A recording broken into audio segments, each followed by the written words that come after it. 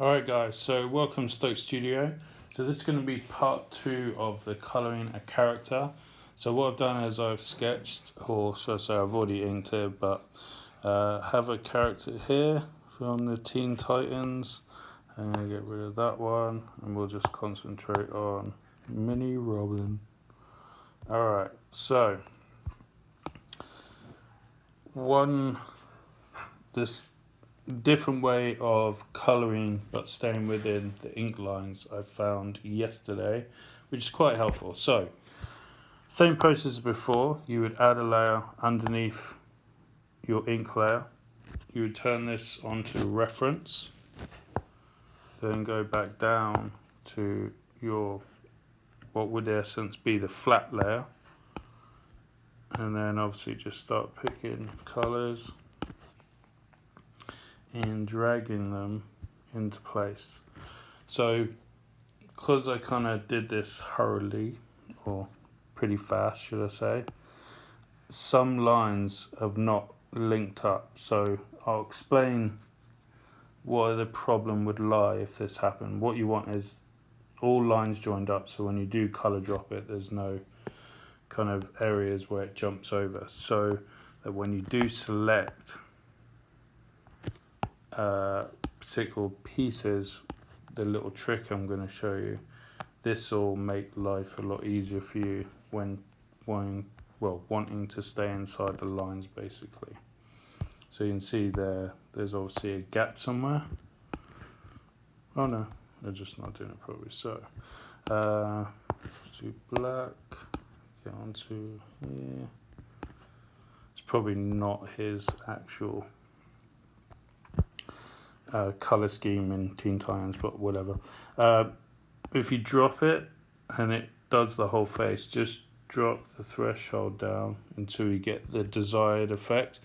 But at the same time, you've got to be careful with this, because when you do select stuff, it might select the whole face, which is going to be a problem later on. So you want to make sure that you kind of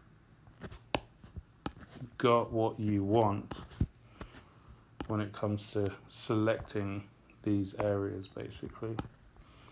So hopefully all this should just drop into play. I'm just going to turn my threshold up. That's better. What did he have? Probably green gloves. Green gloves.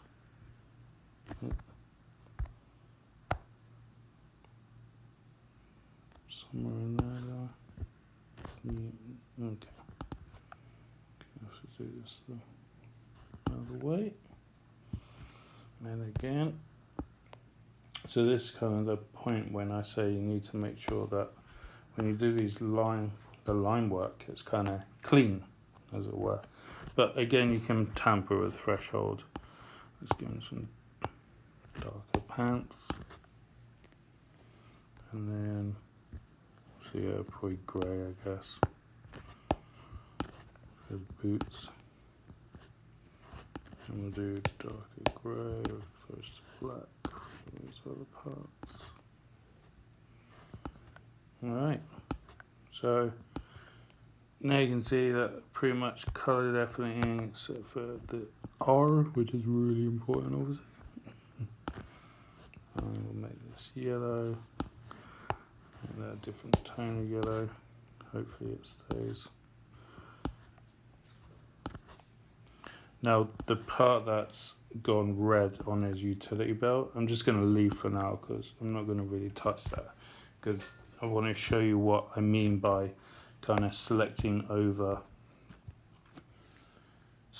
on top of a layer so you can colour inside that selected layer. So this is kind of an easy way, because usually now I would go layer and then I would try and colour the parts in, and layer shadows, layer highlights, layer, and be real careful in the line work, because if I do an example here, I can colour pretty well here like so, as long as I stay within the black line, so the ink layer, for as long as I don't go past the black layer or the black inks, then it will be fine.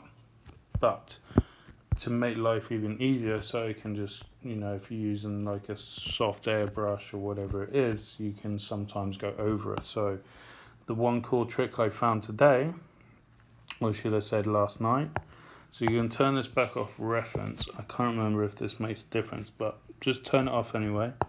You go to a layer that has all your colors. Now you can see it should be all separated like so, yeah? So you can leave it on.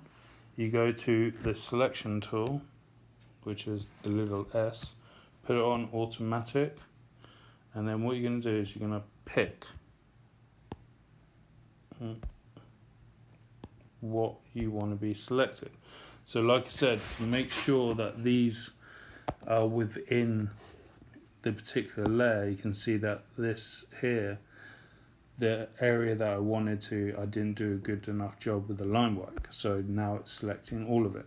So just so I can show you an example, if I select the cape and I add another layer and then choose my airbrush, so soft brush, and then have a darker tone, I can basically go all over this place, not affect the layer except for what I've actually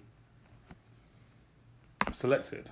So now I can do whatever I want basically within this layer, make it light, do whatever I want to do, and change the color of that particular selected layer. So that's a kind of easier way of, adding a layer and being able to stay inside, because it's kind of one of those, I get asked a lot, how do you stay inside the inclines? Well, one, you can be careful, or you can go back to the layer, select, choose his face, so you can see it changes different color, changes face and his ears. So now the only affected part when I add a layer on top, go to an airbrush, let's push this a little bit more yellow.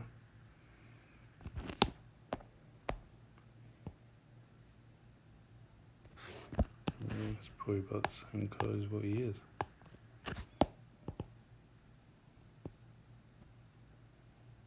And then I can colour all over the place, but what will happen is it will stay within the area of the selected layer. So that's one way of colouring a character within the selected layer, and not having to worry about going over the lines, or having to go back.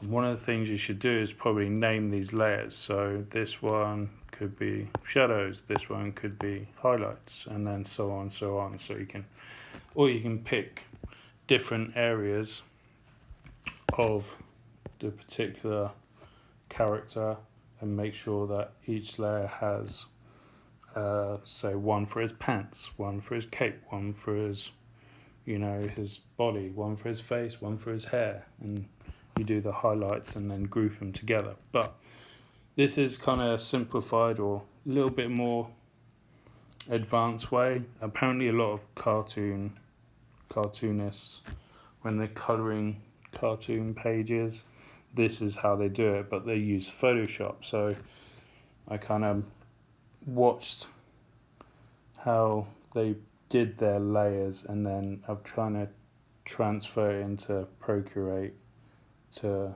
make life easier for you guys and me, and I learned something. So like I said, you can easily just, as long as you're on this layer to select it, then that's kind of what I've learned. If you're on a different layer, it doesn't sometimes, or would it? No, it has to be on the layer with the flats on. So let's choose his pants. So you can see I didn't do too great a job with the pants, but put the layer on. Let's do some highlights. I mean, don't think you have to use a soft brush all the time as well. Change it up. You can use different kind of pencils, pens, whatever you want to kind of give you a texture, I don't know, something different. Yeah, obviously just remember what you're doing, where the highlights and shadows are coming in, but just to give you a different effect, I guess, you know. Play around with it, see what happens. And then, like I said before, you really want to kind of play with these as well. And it will give you a different kind of tones, different areas, play with the opacity, you know, depending on what you want to do. But the general idea is hopefully this gives you a better understanding on how to color within a selected layer instead of being very careful around certain areas and then breaking it into layers. This will help later on when you're doing other stuff. Alright guys, thanks for watching. Hope this was helpful, and we'll see you on the next one.